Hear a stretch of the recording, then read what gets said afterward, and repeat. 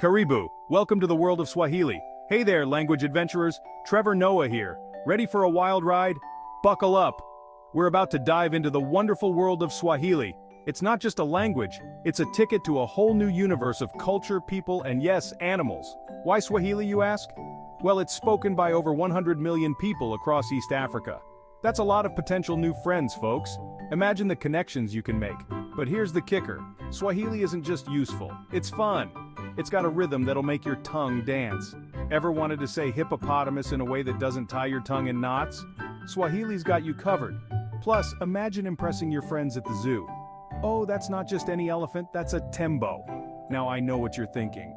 Trevor, I can barely remember what I had for breakfast. How am I gonna learn a whole new language? Don't worry, my friend. We're gonna take this nice and easy. No pressure, no fancy grammar rules, for now. Just you, me, and a bunch of animals. We'll start with the cute and cuddly ones at home, then venture into the wild. So, are you ready to embark on this linguistic safari? Let's go. Or as we say in Swahili, twende. That's your first word right there. See? You're already learning. And trust me, there's so much more to discover. From markets bustling with life to serene landscapes, Swahili will open doors to experiences you never imagined. So let's dive in, have some fun, and make this journey unforgettable. Karibu tena. Alright, let's kick things off with the animals we know and love. Our furry, and sometimes not so furry, friends at home. In Swahili, these are called wanyama wa nyumbani. Sounds fancy, right? But don't worry, we'll break it down. Wanyama means animals, and wa nyumbani means of the home. Let's start with man's best friend, the dog. In Swahili, that's mbidaway. Go ahead, say it out loud. Mbwa. Feels good, doesn't it? Now what about our feline friends? A cat in Swahili is paka. Easy peasy. If you've got both at home, you can say Nina mbiwana paka. I have a dog and a cat. Look at you making sentences already. But wait, there's more. Got chickens pecking around your backyard? That's kuku in Swahili. A cow mooing in the field? Say hello to ngombe. And if you're lucky enough to have a horse, that's farasi. Don't forget the humble goat mbuzi in Swahili. These animals aren't just pets, they're language teachers in disguise. Now let's have some fun. Imagine you're a Swahili-speaking farmer. You wake up and greet your animals. Habari kuku, habari ngombe, habari mbuzi. That's hello chicken, hello cow, hello goat in Swahili. Alright folks, it's time to leave the farm and head out into the wild. We're talking safari animals now, or as they say in Swahili, wanyama wa porini. That's right, we're venturing into the African savanna. And trust me, it's going to be a roaring good time. Let's start with the king of the jungle himself, the lion. In Swahili, that's Simba. Yes, just like in The Lion King, Disney wasn't just making stuff up. Next up, we've got the elephant, or tembo. Now that's a fun word to say. Tembo, tembo, tembo. It's like a little trumpet sound, isn't it? Speaking of long noses, let's not forget the giraffe. That's twiga in Swahili. Much easier than saying that really tall spotted thing, right? Now what about those stripy horses? Zebras or pundamilia in Swahili. Punda means donkey, and milia means stripes. So literally it's striped donkey. And let's not forget the hippo or kiboko. Swahili's all about keeping it short and sweet. But wait, there's more. We've got the cheetah or duma, the fastest cat around. The rhino or kifaru, looking tough as always. Now folks, we all know that Old MacDonald had a farm, but have you ever wondered what that song would sound like in Swahili? Well, wonder no more. Today, we're going to take a delightful journey into the world of Swahili animal sounds. It's going to be fun, educational, and maybe even a bit surprising. We're about to dive into the wonderful world of animal sounds in Swahili. Get ready to be amazed by how different yet sometimes similar these sounds can be. And let me tell you, it's a hoot. Or should I say, MBWU. That's right, MBWU is the sound an owl makes in Swahili. Who knew? It's fascinating how languages can interpret the same sound in such unique ways. Let's start with our friend the cow. In English we say moo, but in Swahili it's moo. Not too different, right? It's almost like a subtle twist on the familiar sound. Now what about a dog? In English it's woof or bark, but in Swahili dogs go bweka. Isn't that interesting? It's like the dogs have their own unique Swahili accent. Cats, on the other hand, don't meow in Swahili, they go meow. It's like they're trying to say now but got stuck on the end. Chickens, they don't go cluck cluck in Swahili, they say coco coco. It's like they're laughing at a really good joke. But wait, it gets better. Remember our friend the lion from the safari? In Swahili, they don't roar, they go nguruma. Now that's a sound that'll wake you up in the morning. And elephants, they piga pembe, which literally means hit the tusk. It's like they're their own trumpet section. Monkeys don't just screech in Swahili, they go KWE, KWE, KWE. It's like they're asking kwe over and over again. Now here's where it gets really fun. Imagine you're telling a story in Swahili. You don't just say the dog barked, you say imbwa alibweka. It's like you're bringing the story to life with these vibrant sounds. So the next time you hear an animal sound, think about how it might be expressed in another language. It's a small world, but it's full of diverse and fascinating ways to communicate. Learning these sounds not only broadens your linguistic skills, but also gives you a deeper appreciation for the rich tapestry of global languages. So whether you're a language enthusiast or just curious about how animals sound in different parts of the world, Swahili offers a delightful and intriguing perspective.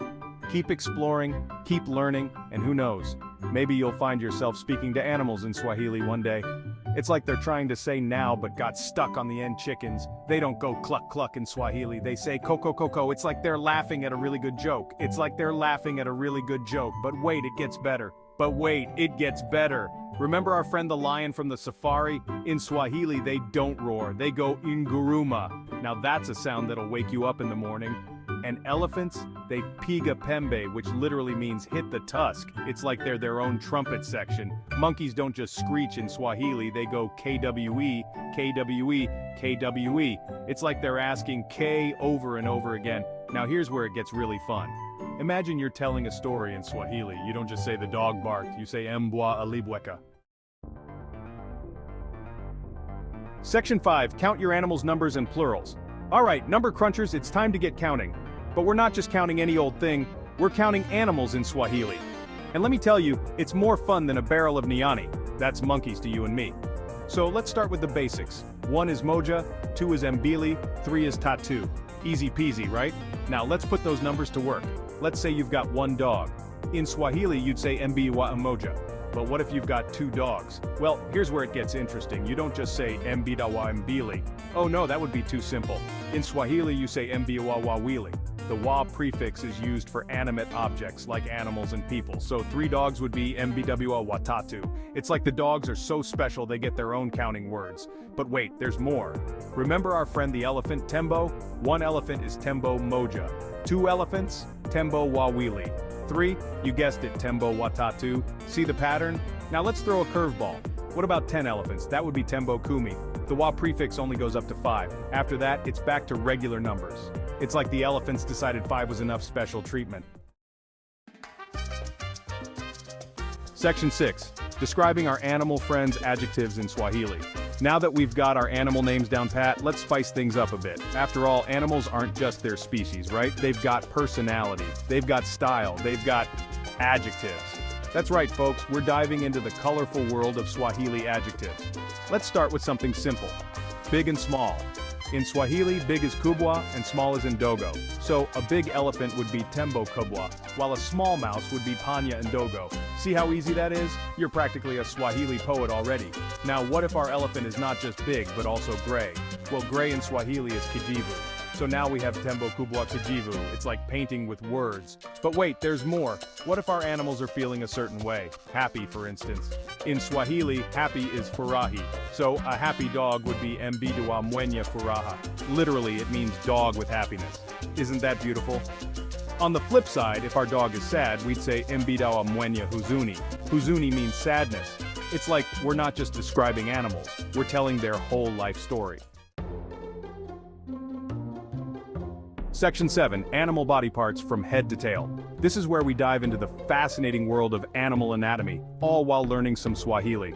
Alright, animal lovers, it's time to get up close and personal with our furry and not so furry friends.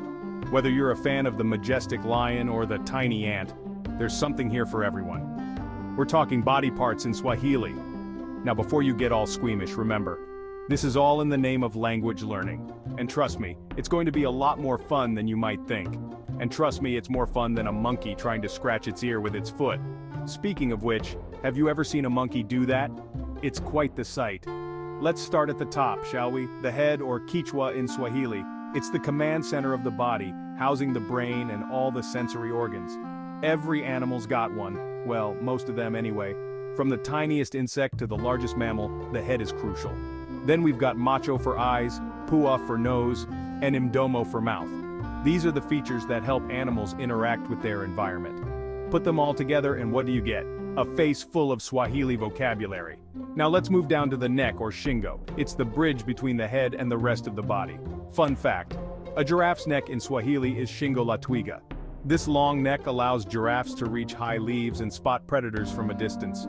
It sounds so much more exotic than just saying giraffe neck, doesn't it? The Swahili language adds a touch of elegance to it. Moving on to the body, we've got mwili for body, miguu for legs, or mikono for arms if we're talking about primates, and mkia for tail. Each part plays a vital role in the animal's survival. Now here's where it gets interesting. The body is a complex system, and learning the names of its parts in Swahili can give us a deeper appreciation for it. In English we might say the dog wagged its tail. It's a simple sentence, but it conveys a lot of meaning. But in Swahili, mbwa alitikisa mkia. The structure of the sentence might be different, but the joy of a wagging tail is universal. It literally means the dog shook its tail. It's a beautiful example of how language can shape our perception of the world. It's like the whole language is doing a little dance, and as we learn these words, we're not just memorizing vocabulary, we're connecting with a rich cultural heritage. Section 8. Fun with animal phrases and idioms. Now folks, we're about to enter the linguistic jungle of Swahili animal idioms and phrases. Buckle up because things are about to get wild. Just like in English, Swahili uses animals in everyday expressions. And let me tell you, they're more colorful than a peacock's tail feathers. Let's start with a classic Simba.